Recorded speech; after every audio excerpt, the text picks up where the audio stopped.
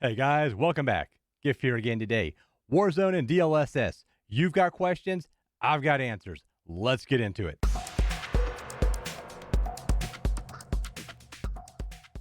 Thanks so much for everybody that came by and voted on my community tab. Obviously, lots of folks wanting to know what GPUs will work with DLSS, what settings are the best settings in DLSS for Warzone right now, and how do I match my monitor's performance with in-game settings? Full disclosure, guys, this could end up being a little bit longer video as I try to address everything in pretty good detail so that the understanding is clear. Look for the chapter markers down below. If you're unsure about what DLSS actually does, or you just want to nerd out on it a little bit, I'll link my video above that goes into great detail about what it is and how it works. Today's going to be about more directly how it relates to Warzone and GPU. So let's go ahead and take a look at things. In one of those true don't shoot the messenger kind of moments, DLSS is not available on every Nvidia GPU. In fact, you have to have a fairly recent card for it to even be available to you. My understanding has always been that it's done on the GeForce RTX 20 series and 30 series GPUs. As I looked around and looked around and looked around on Nvidia's official website, the first mention I really find of DLSS on a retail gaming GPU is with the touring cards. I mentioned that last part with Nvidia because I've had people down in the comments talk about 1600 series cards with DLSS options available inside of Warzone. Now, to me, I don't think that's a possibility. Now, I obviously don't own all the cards that are out there. Maybe somebody does have a very special edition one, but it was my understanding that the 16XX, whether it's 1650, 1660, 16 Super, or 1660 Ti, don't have any tensor cores. And without tensor cores, you can't have DLSS. So the Pascal cards and anything older than that are not going to have DLSS available to them because they don't have any tensor cores on the card themselves to make DLSS work. Remember, this is a software, hardware kind of combination. You have to have both halves of the equation to make DLSS a reality inside of a game. I mentioned the 1600 card specifically because I've had so many questions in the comments about, I've got a 16XX fill in the blank card here. Where is DLSS at? Well, unfortunately, it's not there because it doesn't have any tensor cores. However, to the people that said, hey, I've got a 1660 Super or Ti or a 1650, and I've got DLSS, I'm not saying you don't, but man, if you could screen cap that for me and send it over to my Twitter account, I'd love to see it because I'd like to know how a few people seem to maybe have it on a 1600 card, but the rest of the cards out there don't seem to have access to that. As I said, it was my understanding the 1600 series cards didn't have tensor cores, but maybe a few did. If you know for sure, please drop it down in the comments below because I'd love to have some insight into that situation. Let's go ahead and discuss monitors and GPUs working together to make sure your system actually makes sense. Now, this is a question I get asked all the time IRL when I have a friend that wants to upgrade either their GPU or their monitor and they're trying to understand how this relationship works. And I tell them, start with the monitor first. And that's the same thing I would suggest here. Now, this is just an example. I'll do a 1441 here in a minute, but let's start with 1080 because for gaming, high refresh 1080p is still a very popular area to be in. So right now, we're looking at a monitor that will have a resolution of 1080p. Remember, that's your pixel count. And then 144 hertz is how many times that monitor will refresh every second. So you have a 1080p monitor that'll refresh 144 times per second. If you're going to go ahead and keep this monitor on your desk and you don't plan to upgrade in the near future, then you're probably thinking about the 3060, the 3060 Ti, or the 3070, or if you could still find it, a 2080 GPU as your primary card choices here, because those are going to drive lots of frames in 1080p and going to give you a great resolution and overall terrific experience. One of the really interesting niches that's cropped up in the last few years is ultra high refresh rate 1080p for those uber competitive gamers out there. Now, this is kind of an interesting space. It's got a lot of crossover between like really good GPUs for 1080 and then GPUs that you would maybe think would be better used for 1440 or 4K gaming. Because what you're finding here is you're needing a lot of GPU to drive 240, 250, 300 if you can do it, frames per second in Warzone. Remember, Warzone is a challenging game to drive at very high refresh rates. So If you really want to get a 240 to 360 hertz high refresh 1080p monitor, you're going to be needing to look for a lot of GPU. So this is one of those things you would probably have to step up. Is a 3070 or a 2080 Ti enough in this realm? I would say it's kind of your minimum entry point if you're wanting to get to 240, 50, or 60 or more frames per second in 1080p for Warzone. If you want more, if you want any shot at pushing anything close to 300 frames per second in Warzone, you're definitely looking at 3080 or 3090 territory. Remember, those cards weren't really made for high refresh 1080p, but it's probably going to be one of your better bets if you're really trying to drive those kind of frames. You're going to need a lot of horsepower, even in 1080p. So keep in mind, this is kind of one of those hybrid crossover zones. If we take a step back from Warzone for just a minute, remember, these kind of monitors were really more geared towards the esports crowd, the Valorant and the CSGO community, people like that that are really trying to drive a high refresh game that's fairly easy to drive when you compare it to something the likes of Warzone. So remember, this is a little bit of a different category. It is popular with the esports crowd with these monitors, but I'm not sure these are going to be the monitors that most people that are maining Warzone are probably going to buy. The last ones we're going to talk about here are for the gamers that want to go beyond 1080p. And right now, that realistically means 1440 or 4K. So we're going to divide it just a little bit. If you want to go 1440 and kind of max out at 144 hertz, you could probably get away with a 3070 or a 2080 Ti. If you want to hit max settings at 144 hertz or push into 240 hertz, you're probably looking at a 3080 or a 3090. And obviously, the 3080 and 3090 are probably best used if you want to get into 4K gaming. Remember, 4K gaming is a whole nother animal, and it's going to take a lot of horsepower to drive all those pixels. Does it look phenomenal? It really does. However, for me, what I have opted to be is I'm in that 1440, 240 hertz camp. I still take my gaming seriously enough that I like a lot of refresh. However, I really enjoy the bigger screen and having more pixels available to make up the overall picture. Most games, aside from Warzone, I enjoy the added clarity. Even in 1440, it's hard to get a great picture sometime with Warzone at 1440 when you're trying to push high refresh rate. So let's keep that in mind, that Warzone is still a little bit of a different animal compared to almost every other game out there. So if you're going to go for 1440p in Warzone and you want to drive anything between 144 to 240 frames per second, you're going to need a lot of GPU. Myself, for instance, I use a 3090 and it still struggles to get anything close to 200 frames per second using the native onboard technology. And we'll talk about that versus DLSS here in a minute. But those are my options for picking a GPU and a monitor together. Is it always a sliding scale back and forth?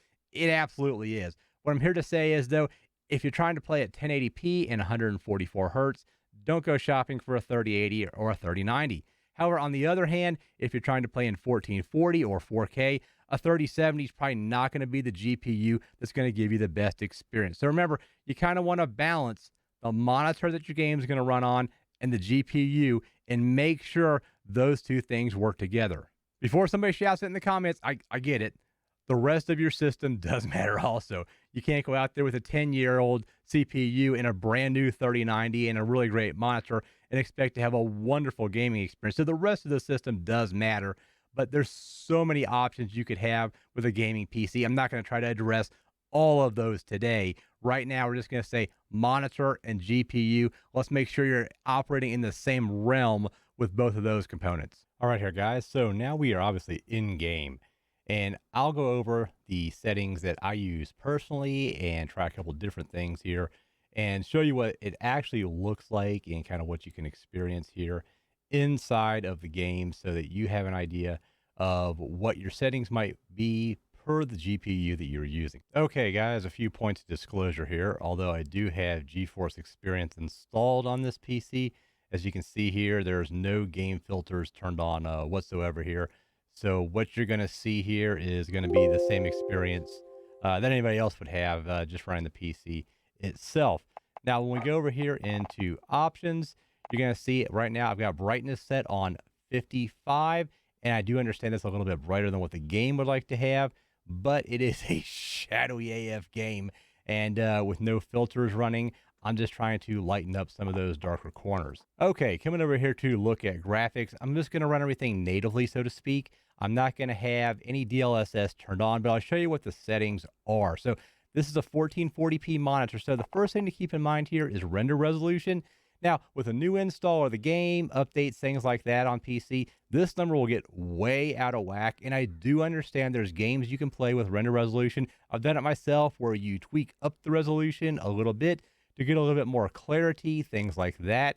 That's not what we're discussing in this video. So I know it's there, but what you're going to want to do is have it set on 100% for your native resolution for your monitor. So for my case, 1440, 100%, or 1080 or 4K. You can adjust this up and down to get where you want to go, depending on what your monitor is, but it generally runs best when you're at 100% of what your resolution is on your monitor. So I've got my refresh rate set to 240 because that matches the monitor, okay? And I've got this set so it can go up to 300 frames. I cannot generate 300 frames even with a 3090 in Warzone. You're generally going to want to have highlights turned off. That will take a little bit of processing power away.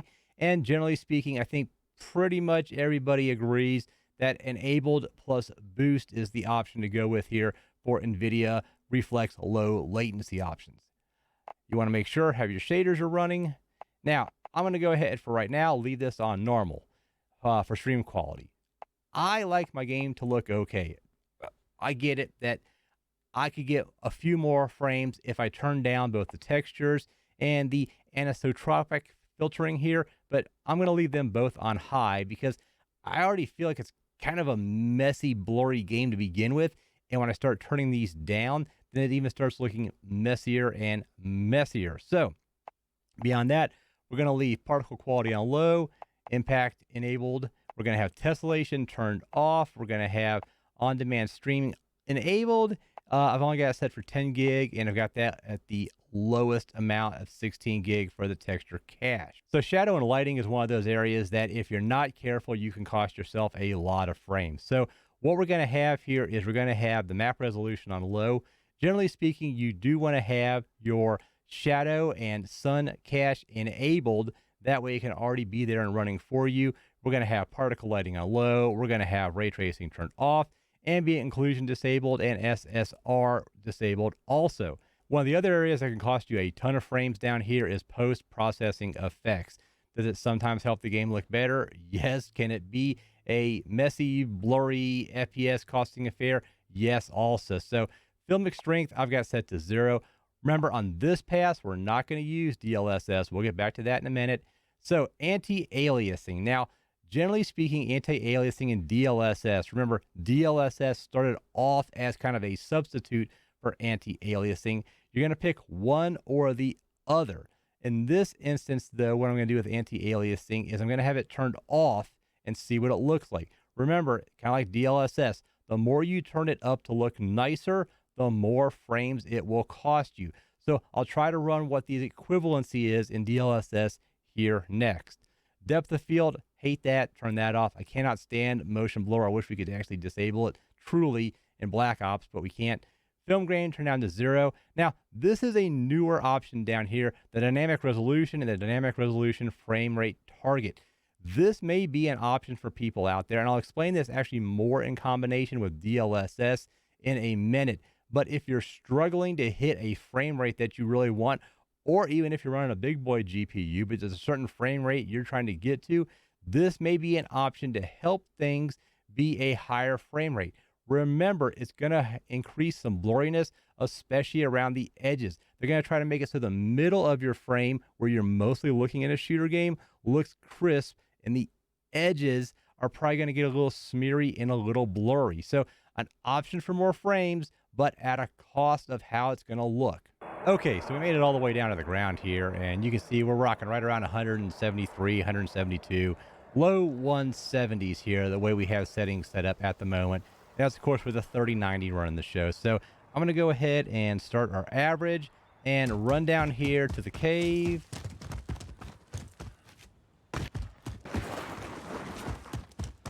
Okay, and we're back again to look at the window with an average of 176 FPS there. Okay, now we're back in our settings menu, and what we're going to do this time is we're going to go ahead and toggle DLSS. Now, keep in mind DLSS, just as anti-aliasing does, has different levels of performance. So ultra performance is really after 8K, but it will also give you the most frames if you go ahead and activate it here. So this is kind of going to be the equivalent of having anti-aliasing and using it off.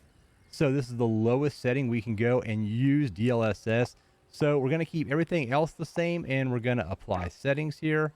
Now we can see, just standing here, staring at our cave again, we're looking at the low 2 teens, 216, 218, somewhere in that area. And we're going to go ahead and run our route again down here. Okay, and we're back at our window again with our average frame rate of 212. So what I find interesting here, as soon as you start moving around a little bit more with DLSS and you start getting more assets in play, your frame rate drops down a little bit. And I'll be honest, my experience here in Warzone has been much worse with DLSS than what it's been in Black Ops. It's a much more refined product there. But what you can see here is we're getting down now in the 170s and the 180s with DLS, even set to Ultra. But the other thing is, man, as you go quick motion, it doesn't look that great. So after our non-conclusive exploits there in Warzone Plunder, you may be asking yourself, well, hey, Giff, really, who should be using DLSS right now? So let me first be very clear. My experience in Black Ops and in Warzone, as I mentioned, totally different with DLSS. I feel like you have a finished product in Black Ops, and in Warzone, it's kind of, it's there. Now, here's the upside to that. This is Nvidia's baby. This is not an Activision product. Nvidia is working hand in hand with game developers to install DLSS. It's one of those things, they bring them a finished piece of software and it gets installed in the game. So my intuition is that Nvidia is going to work a lot with Activision and making sure that this gets better and better over time. It's not going to be one of those situations where it's just all up to Activision. Who should use DLSS? Because the same thing with 1080p. If you're using a higher end graphics card and already driving a pretty good amount of frames, that's probably not going to be a great option for DLSS. What is a good option for DLSS? Now, this is what we talked about the monitors before. You've got a 1080p 144 hertz monitor, but you've got a 2060, a 2070, even a 2060 Super or 2070 Super GPU, and you're going, hey, Giff, when I hop into Warzone, I'm not pushing anywhere near that many frames. You are a good option to try DLSS out. Now, what are exact settings? That you're going to have to mess with a little bit. You're probably going to have to turn down your textures. I wouldn't go to low, but I would go somewhere in the middle most likely. And then you're going to have to go into DLSS and play with it a little bit. I would start with balanced or performance and see what that gets you. And then if you can start to push your average up into the low and mid 100s and the visual aspect of it is good enough to you, then that's probably a good option to use DLSS on. Having said all that, if you're a full-time sniper and you value 100% visual clarity, DLSS might not be your thing right now. If you're trying to hit long-range shots, the last thing you need is added blur to a game that's already kind of blurry, in my opinion, to begin with. So you may not want to go, even with the extra frames, into DLSS right now. However, if you're a runner, gunner, SMG, AR kind of guy, and most of your gunfights are between 0 and 50 or 60 meters out there, DLSS may not hurt you from a visual aspect and may give you an extra, 10, 20, maybe even 40 frames that will help you win a few more gunfights in that up-close aggressive scenario. It's one of those things that I've used it, and, is it messy? It can be. Is it usable? Yeah, it's also usable. So it's one of those things where, is it ideal? No. Is it game-breaking on the other hand? Well, it's not really there either. And it's my hope, like I said before, that Activision and Nvidia work closely together on this and try to refine it, because my experience in Black Ops has been, like I mentioned, the opposite of what we're seeing here. It looks like a finished product. DLSS looks crisp and clear, and I can see more frames. I don't notice any kind of lag at my advanced age for gaming. So it's one of those things. I think this will get better with time. If you're looking for a place to start and you're running that 2060, 2070, and 1080, or maybe even a 2080 and trying to push 1440 or a 3060 or 3060 Ti, trying to drive more frames in 1440, what I would start is normal textures. Make sure most of your lighting and shadows is turned down low or off, and then start with balanced or performance and see where you're at. See, does that give you a decent jump in frames to try to max out your monitor, and how does it look visually to you? Remember, you can just turn it up or turn it down anytime you want, but that's where I would start with and go from there.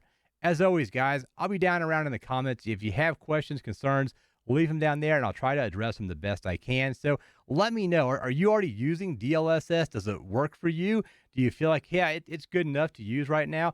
Or do you on the other camp and you just hate DLSS because you value visual clarity and think that the game should look a lot better? Remember, Warzone is maybe the biggest VR out there right now as far as space inside the game. Guys, as always, if you made it this far, thanks so much for watching the video. I'll be sure to lend a hand in any way I can down in the comments.